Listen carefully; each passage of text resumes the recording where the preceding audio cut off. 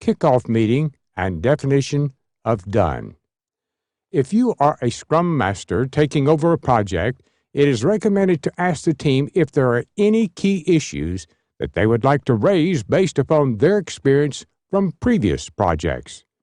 This may give some early insights to improving productivity and help start on the right foot.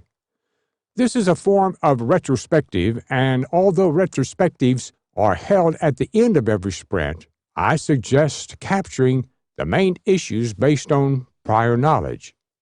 The purpose of this is to allow the team to communicate any suggestions or anxieties that may have built up from previous projects. This is particularly relevant going into new projects, especially if you are a new Scrum Master. Secondly, it gives everyone a very quick insight into some of the issues faced on the project. A Scrum Master can set about removing any impediments even before the first sprint is underway. Before project kicks off, the team should agree on the definition of done. This definition will apply to every sprint and will be used to decide whether the product increment meets the level of quality that the team experts are satisfied with. Done means that the product increment is potentially shippable.